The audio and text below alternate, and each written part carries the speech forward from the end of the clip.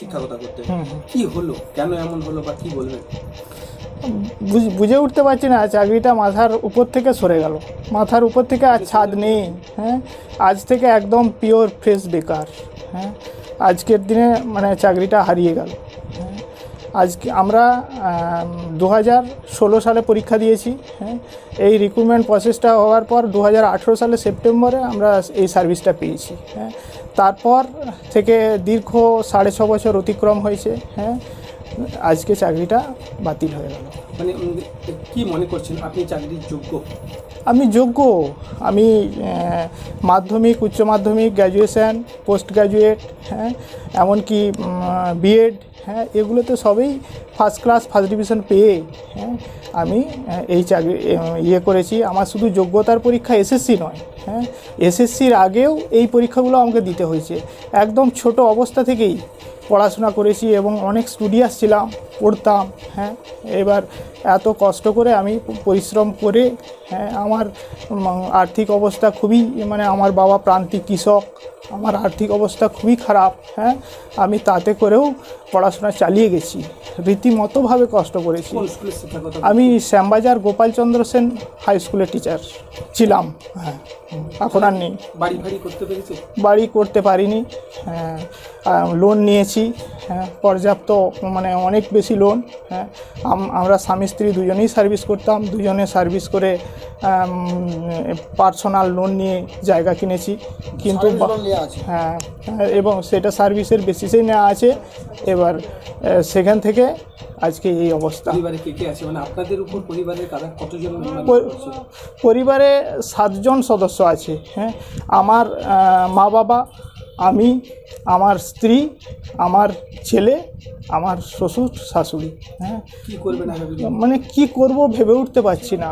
হ্যাঁ, আমাদের কাছে কোনো তো রাস্তা নেই। হ্যাঁ, মানে একান্ত আমরা এটা অনুরোধ করছি, যদি মাননীয় মমতা ব্যানার্জি, হ্যাঁ, মাননীয় মুখ্যমন্ত্রী, উনি যদি একটু আমাদের পাশে এসে দাঁড়ান বা আমাদেরকে যদি একটু করেন, হ্যাঁ, সহানুভূতি দেখান বা কিভাবে কি করা যায় তার একটা পরামর্শ দিতে পারেন, তাহলে আমরা হয়তো একটু বেঁচে থাকতে পারবো, না হলে আমরা মরে গেছি।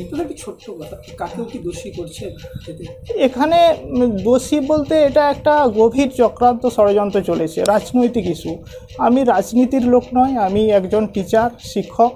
হ্যাঁ, তাই আমি রাজনৈতিক ব্যাপারটা আমি ঠিক বলতে পারছি না। হ্যাঁ, এবং বলাটাও আমার ক্ষেত্রে সমীচীন হবে না। হ্যাঁ, আমার নাম শান্তিনাথ ভূঁইয়া। আপনিও শিক্ষকতা করতেন, আপনি কিও করতেন? হ্যাঁ, আমরা দুজনেই শিক্ষক। হ্যাঁ, দুজনেরই চাকরি। হ্যাঁ, দুজনেই করতাম। আপনি কোন সাবজেক্ট বা কোন সাবজেক্ট? আমার সাবজেক্ট ফিজিক্স আর ওনার সাবজেক্ট ফিলোজফি। কতদিন আপনাদের বিয়ে হয়েছে? আমাদের বিয়ে হয়েছে 2019 সালে। 2018 সালে আমরা চাকরিটা পেয়েছিলাম আর কি। 2016 সালে পরীক্ষাটা হয়েছিল আমাদের। 2018 সালে আমরা জয়েন করেছিলাম স্কুলে, আর 2019 সালে আমাদের বিয়ে হয়েছে। মানে দুজনেই একই টাইমে জয়েন করেছে? হ্যাঁ, দুজনেই একই টাইমে জয়েন করেছি। তারপরে কি দুজনের একই? তারপরে চাকরির পরে আমাদের দেখাশোনা করে বিয়ে হয়েছিল। আমরা তো দেখতে পাচ্ছিলাম, আমরা ঘর বাড়িও করতে পারিনি। আমরা ভেবেছিলাম যে আমরা চাকরি করছি, তাহলে একটা জায়গা কিনেছি লোন করে, যে এবার আমরা বাড়ি ঘর দুয়ার করবো। কিন্তু হঠাৎ করে যে এইটা, মানে একটা রায়ে আমাদের মাথায় এখন আকাশ ভেঙে পড়েছে। আমরা কী করবো এখন কিছু বুঝতে পারছি না। এত টাকা লোন। হ্যাঁ, চাকরির উপরে সার্ভিস লোন নেওয়া আছে। 14 লক্ষ টাকা লোন আছে আমার এখনো, ওই চাকরির উপরেই নেওয়া আছে। এখন তাহলে কি বর্তমানে কি পরিস্থিতি, কি চাইছেন, কি বলবেন? কী বলবো, আমাদের আর কিছু বলার নেই। আমরা মাননীয় মুখ্যমন্ত্রীর কাছে আবেদন জানাচ্ছি, উনি যেন আমাদের দিকটা একটু বিবেচনা করে দেখেন। আমরা তো অযোগ্য ছিলাম না, ওনার আমলেই তো আমরা চাকরিটা পেয়েছি। উনি তো জানেন আমরা যথেষ্ট যোগ্যতার সাথে, স্বচ্ছতার সাথে চাকরিটা পেয়েছি। কেন মনে হচ্ছে যে আপনি অযোগ্য ছিলেন না?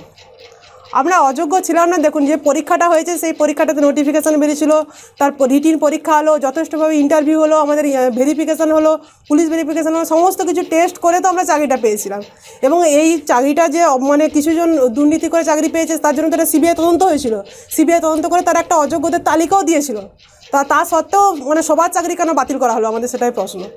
আমাদের তো সেই নাম দুর্নীতির কোনো লিস্টে নেই। বাগ কমিটির রিপোর্ট কিংবা সিবিআই যে লিস্টটা দিয়েছে, সুপ্রিম কোর্টেও জমা দিয়েছে, তা সত্ত্বেও বিচারপতি এরকম রায় দিলেন কেন? এর মধ্যে কি কোনো রাজনৈতিক অভিসন্ধি আছে? আমরা সেটা জানি না।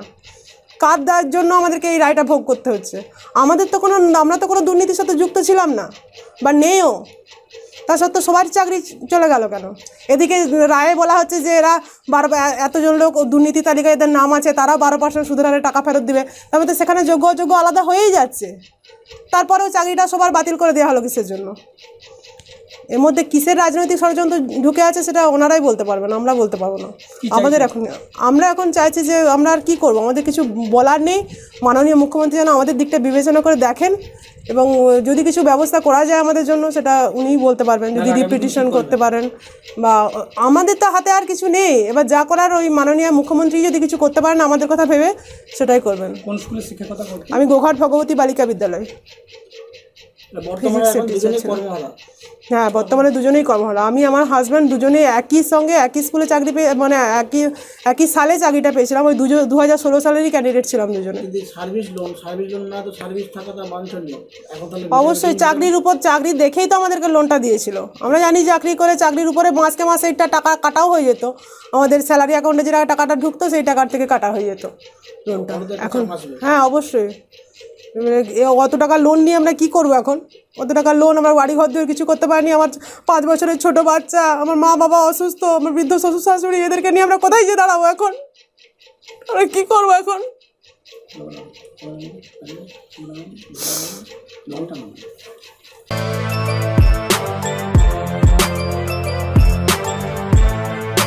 এখন অনেক বড় শ্রী লেদার্স, হাওড়া ময়দান।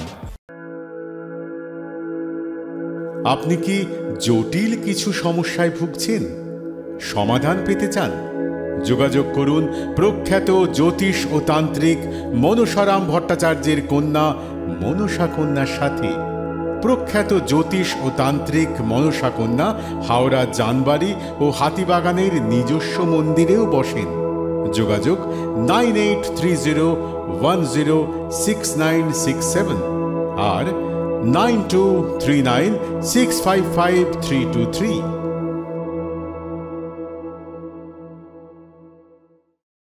কলার তুলে নয়, বুক চিতিয়ে চলা।